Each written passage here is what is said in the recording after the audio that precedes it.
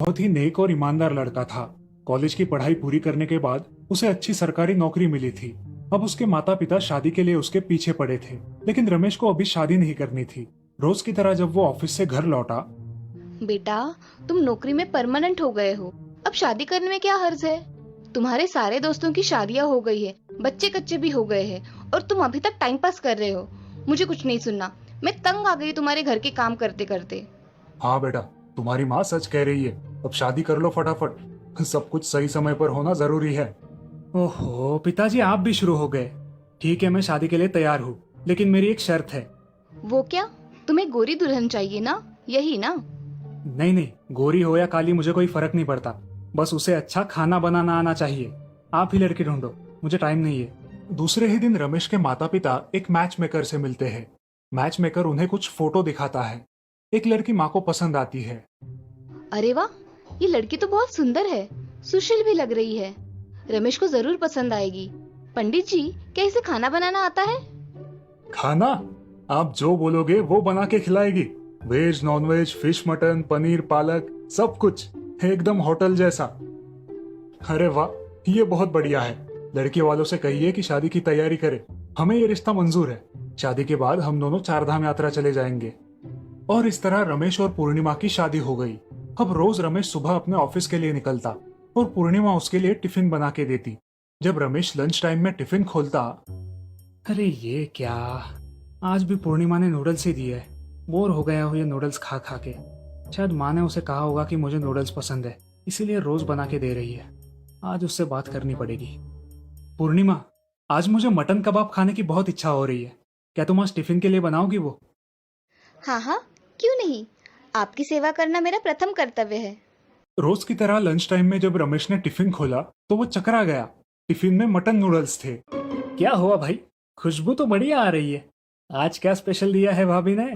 अरे mutton noodles है। रोज रोज noodles कैसे खा सकता है कोई। चलो ठीक है, नई नई शादी है हमारी, मैं उसे प्यार से समझाऊंगा, नहीं तो बुरा मान जाएगी।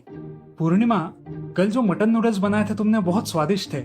आज कुछ मीठा बनाओगी? मीठा खाने का बड़ा मन कर रहा है। हाँ जी, क्यों नहीं। पूर्णिमा ने रमेश को टिफिन बना के दिया। रमेश खुश होकर ऑफिस निकला। जब लंच टाइम में उसने टिफिन खोला तो उसमें फिर से नूडल्स पाके उसका सिर घूम गया। उफ, आज भी नूडल्स। जब रमेश ने नूडल्स चखे तो वो मीठे थे। तभी रमेश का सहकारी दिवाकर वहां आया। क्यों भाई दूल्हे राजा, शादी तो छुपके छुपके गांव में कर ली, अब 1 महीना होने को आया है, हमें घर पर दावत के लिए नहीं बुलाओगे? अरे हाँ हाँ, क्यों नहीं, अब हम सेटल हो गए हैं, कल संडे है तो सब आ जाओ घर पे खाना खाने। अगले दिन जब रमेश के दोस्त उसके घर पर आए, पूर्णिमा ने उनका अच्छे से स्वागत किया। जब सारे दोस्त खाना खाने बैठे तब पूर्णिमा ने सबको हक्का नूडल्स परोसे। ये क्या भाभी, सिर्फ नूडल्स ही बनाए हैं? वाह भाई वाह, दावत हो तो ऐसी। खाओ खाओ, चाव से खाओ। लगता है नूडल्स अब राशन की दुकान पर मिलना शुरू हुए हैं, या फिर हम चाइना में शिफ्ट हुए हैं। रमेश की पार्टी का मजाक उड़ाकर सारे दोस्त वहां से निकल गए।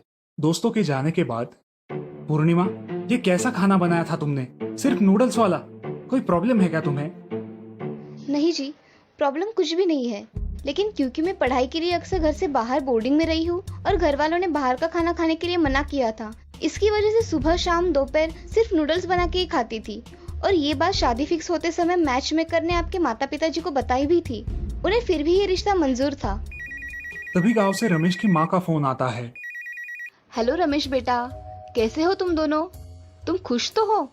बीवी अच्छा अच्छा खाना बना के खिला रही है ना? Chicken, mutton, paneer. बड़े खुश नसीब हो बेटा, जो इतनी पाक कला निपुण पत्नी मिली है तुम्हें। हाँ हाँ बिल्कुल, उनके हाथों का खाना खा के तो मेरा वजन 5 किलो बढ़ा है। इतना लजीज खाना मैंने पूरी जिंदगी में नहीं खाया था। आप भी आइए, अपनी आंखों से देख लीजिए। पूर्णिमा, तुम बुरा मत मानना, लेकिन अगर तुम चाहो तो अच्छा खाना बना सकती हो। जब माँ यहाँ आएगी तुम उनसे सीख लेना, और तब तक। ऐसा कहकर रमेश ने उसे YouTube वाले रेसिपी वीडियोस दिखाए। पूर्णिमा बड़ी खुश हो गई। ओह, ये तो बहुत अच्छा सुझाव है, थैंक यू वेरी मच। मैं बहुत खुशनसीब हूँ जो मुझे आप जैसे समझदार पति मिले। कुछ ही दिनों में पूर्णिमा अच्छा स्वादिष्ट खाना बनाना सीख गई और अब दोनों हंसी खुशी अपना शादीशुदा जीवन बिताने लगे। तो देखा दोस्तों, कैसे रमेश ने अपनी पत्नी पूर्णिमा का साथ दिया। एक दूसरे के प्रति प्यार और सम्मान रखे तो कोई भी रिश्ता मुरझाता नहीं। बल्कि खिल उठता है।